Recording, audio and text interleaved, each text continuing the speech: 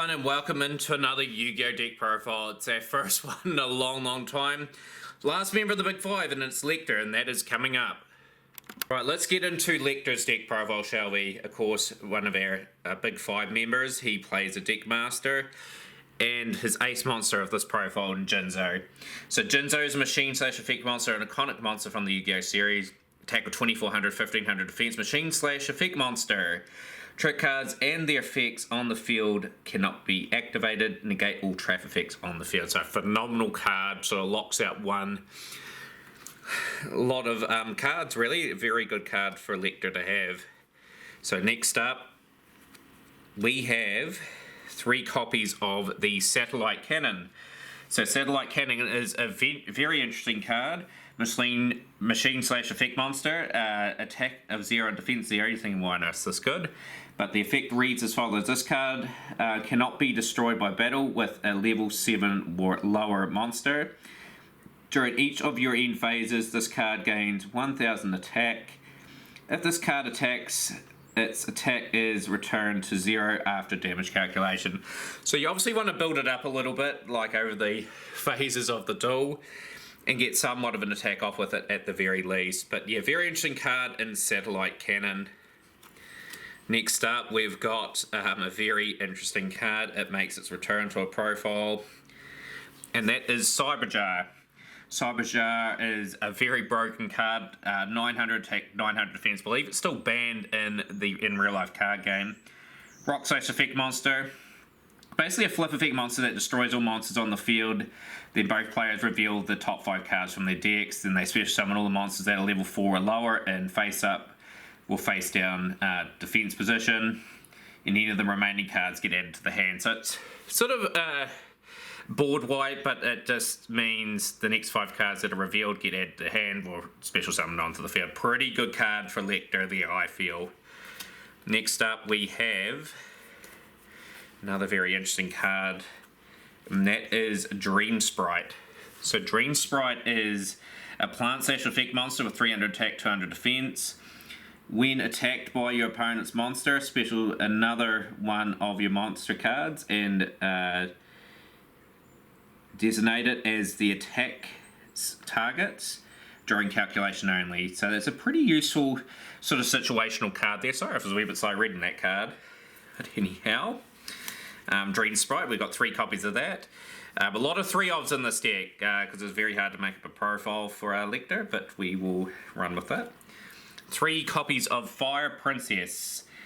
Fire Princess, a pirate/effect monster, attack of 1300, defense of 1500, with an interesting effect. Each time you gain life points, inflict 500 damage to your opponent. So yeah, very intriguing card, a bit of burn being done by Leichter. Next up, we've got 3 copies of Hero's Shadow Scout.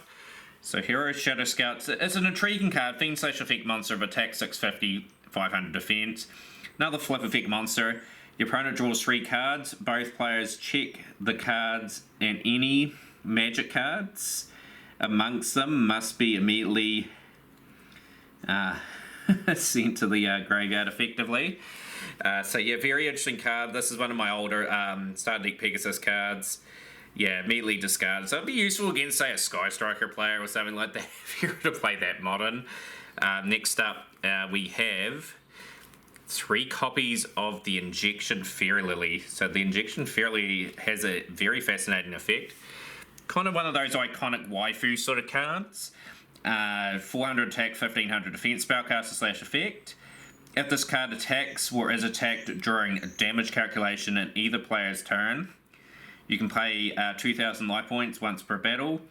This card gains 3000 attack during the damage calculation. So a pretty explosive sort of monster, like gets instantly up to 3/4, can knock over a Blue Eyes of all things. But great card, an Injection Fairy Lily. And we've got next up, and the final monster of the deck, and that is the Unhappy Maiden. So the Unhappy Maiden is a spellcaster effect, 0 attack, 100 defense, and pretty much if it gets destroyed, it ends the battle phase immediately. So you have useful lot of monsters there for Leichter. Okay, so continuing on with the spell cards, we run 3 copies of Amplify, so it's pretty much a very, very unusual card. It's equipped to Jinzo. It effectively is the same thing as what Jinzo does. It negates trap cards. Opponents can activate trap cards, etc.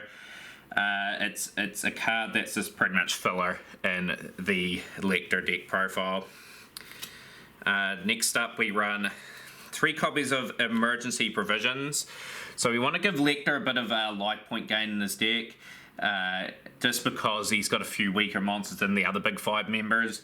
Emergency Provisions is send any number of spell and trap cards you control to the graveyard, and you gain 1,000 life points for each card that is sent. So we run 3 copies of that.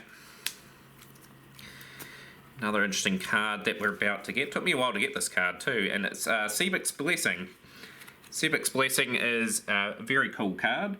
You can only activate this card when a monster attacks your opponent's life points directly. Increase your life points by an amount equal to the battle damage that the monster inflicts to your opponent. So if you get a decent amount of damage off, big life point gain going your way. Of course, a deck profile for us at the moment can't go out without the Pot of Greed. Draws 2 cards. Next up is our trap cards, and we run a couple of very interesting, powerful ones. We've got 1 copy of Imperial Order.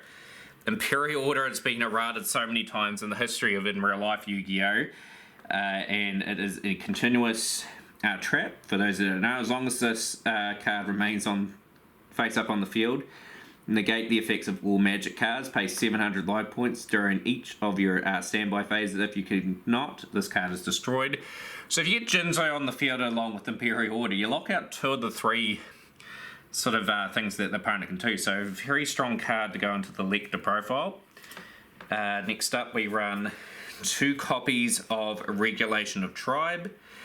So Regulation of Tribe is declare 1 type of monster. Monsters of a declared type cannot attack. So we're just still, Leichter's deck's a way of sort of eliminating ways the opponent can play. Another fascinating card. You have to pay a little bit of points, I believe, for this card as well. Oh, you had to tribute a monster. You had to tribute a monster for Regulation of Tribe. Sorry, I read that effect wrong. That's all good. Interesting one there. We run 2 copies of the Spell Absorbing Life. Of course, I cannot, unfortunately, read Korean. I'd love to read Korean, but it's an interesting card for Leichter. Next up, and our final card of the profile, we run 3 copies of Solemn Wishes. So obviously, again, another life point gain card. So you gain 500 life points when you draw a card. And this really helps when you play Fire Princess as well, because you inflict a bit of damage on your opponent as well. So what a fascinating profile. It's a very unique profile in terms of it didn't have really out and out strong monsters, but it's Leichter's got a way of playing where you're eliminating ways the opponent can play. Of course, you can't beat my favourite card in Jinzo.